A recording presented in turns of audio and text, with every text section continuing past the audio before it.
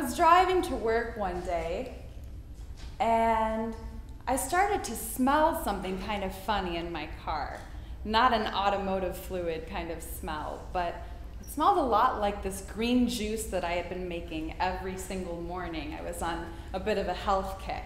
And when I reached over into my purse to pull out the bottle and saw that it was empty, I began to panic. Sure enough, my purse was halfway full of the green liquid, and I had some very important things inside that purse. I had some key documents, my wallet, but the most notable casualty was my iPhone. Now, this was cause for panic. I turned around, I drove back home, I did everything I could. I performed some cell phone CPR on the screen. I lifted the phone up to my ear to make a call, and a stream of green liquid came right out of it, all over my dress. And that's when I recalled a conversation that I had with a friend only 1 week prior, where I confessed to her that I was growing uncomfortable with this addiction that I had to my cell phone. I had taken to texting while driving, and even at a red light, I would reach out for that phone to see what I possibly could have missed in the last 10 seconds. Now, she agreed with me, but said that's the way the world is. It's not like we can just rewind 15 years. So as I stood there in my kitchen with green liquid all over myself, I thought, says who? I threw that phone in the trash. That was over 1 year ago. I've been phoneless ever since. And I don't know that I'll go back.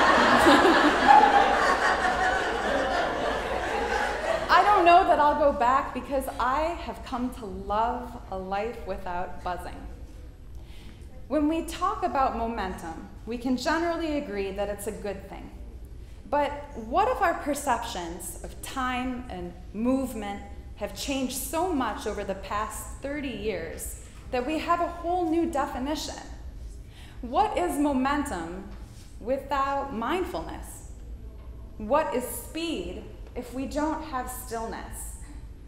I'd like to explore these questions, and I'm not going to ask anybody in the audience today to give up his or her cell phone, but I hope that you'll at least be open to waking up and smelling the green juice.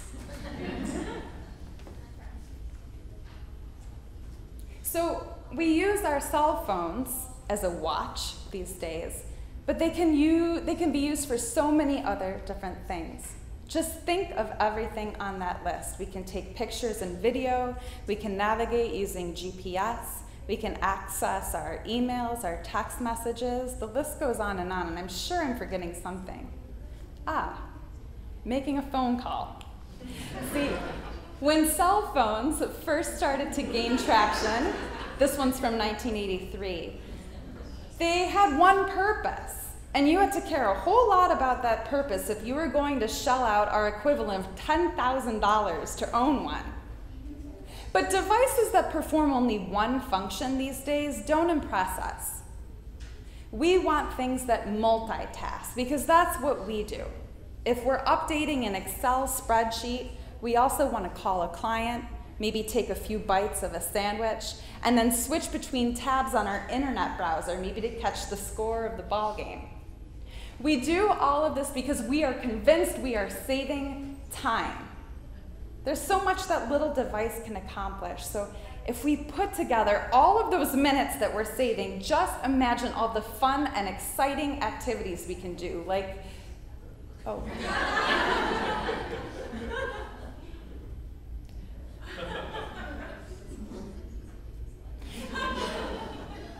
we're using all of that extra time to go back on our phones. The truth is, multitasking doesn't save time. It never has.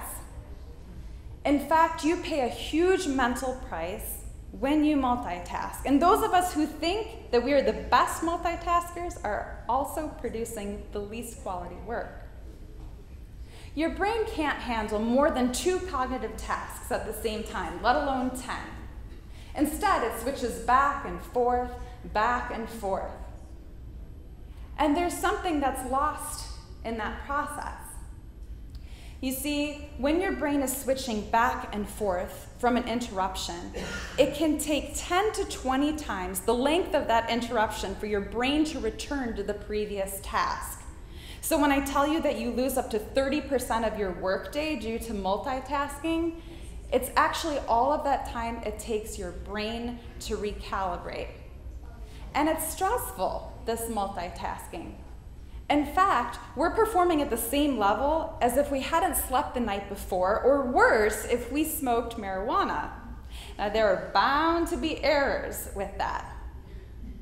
Women love to talk about what accomplished multitaskers we are, but we are also the largest growing group turning to ADHD medication, often illegally, just to keep up.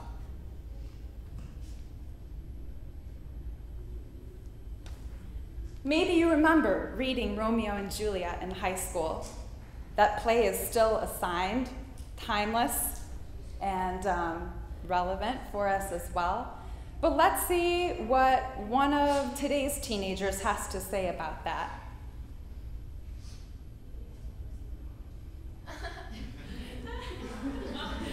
So what does Greg mean?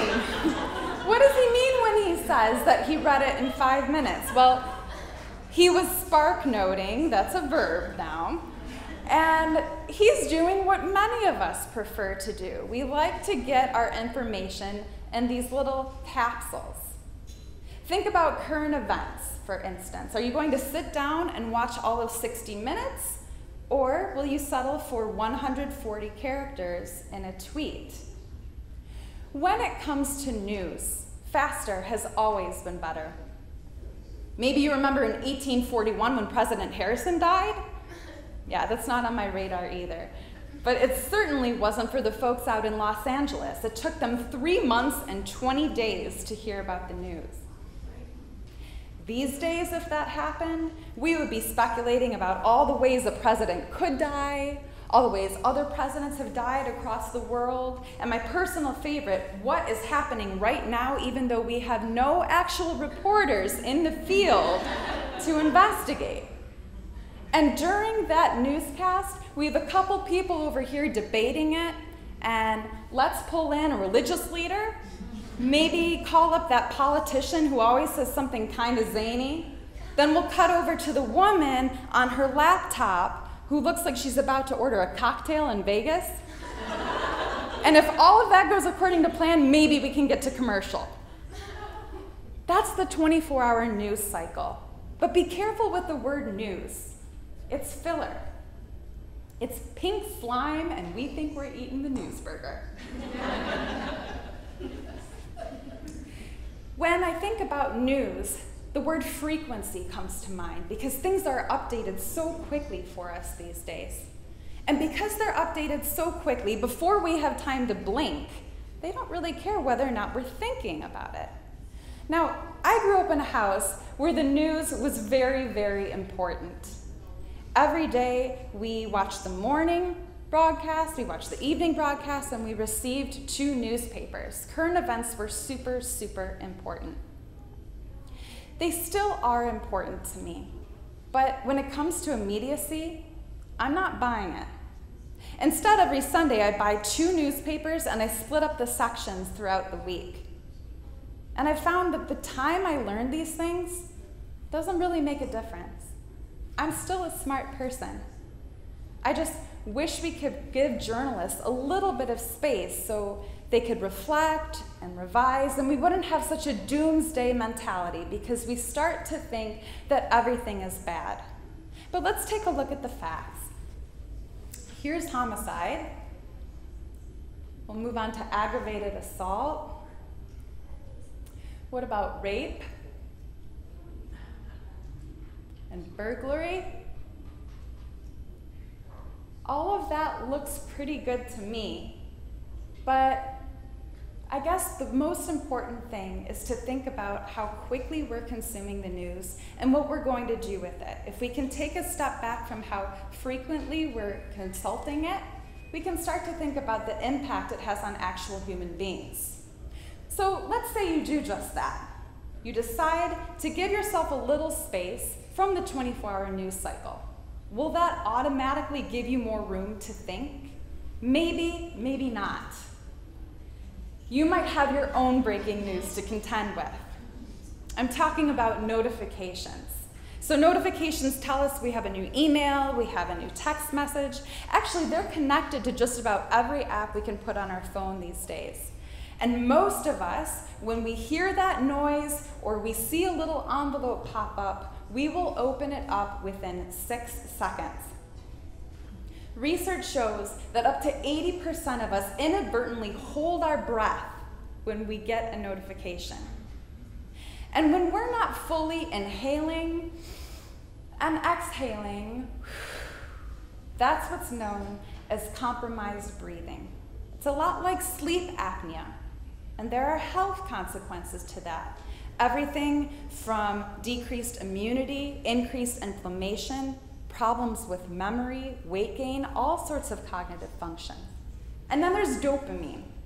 Dopamine is connected to the pleasure center of the brain. So that's the part of our brain that lights up with things like food, sex, drugs, shopping, all of that stuff.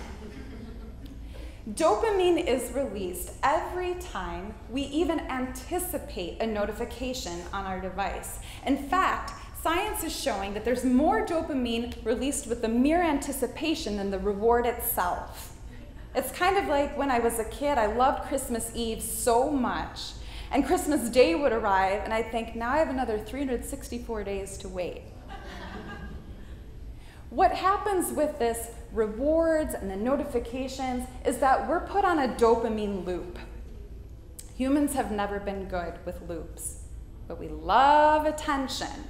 We love attention so much that we'll even reach for that phone while we're driving, and we'll be twice as likely to cause an accident as if we were driving drunk.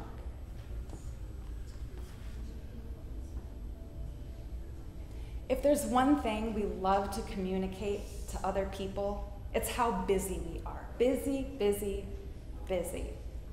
And lest you think this quote comes from a Buddhist monk, it's actually from 90s pop group Ace of Base. I don't even know what he's doing there.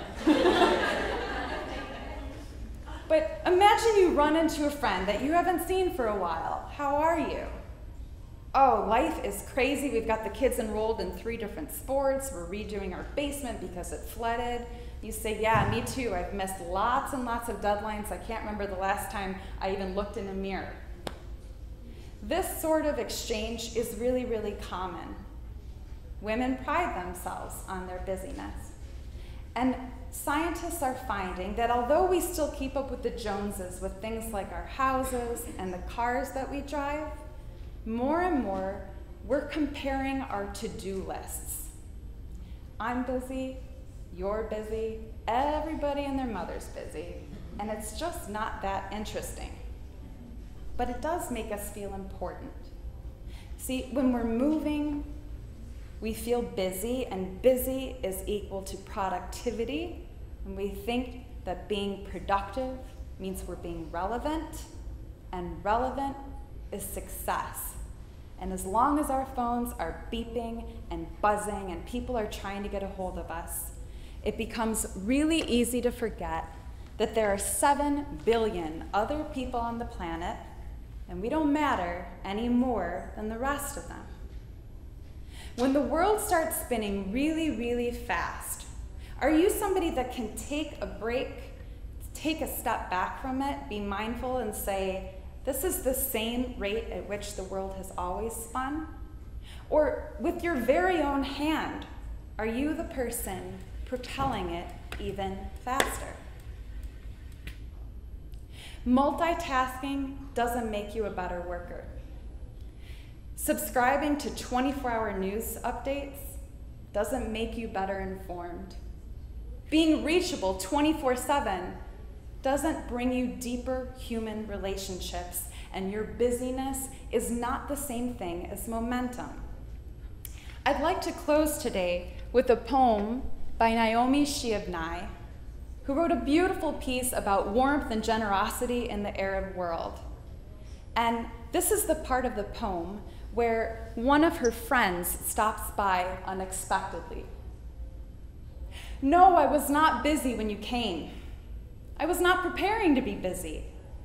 That's the armor everyone put on to think they had a purpose in the world.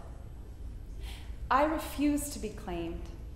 Your plate is waiting. We will snip fresh mint into your tea. Thank you.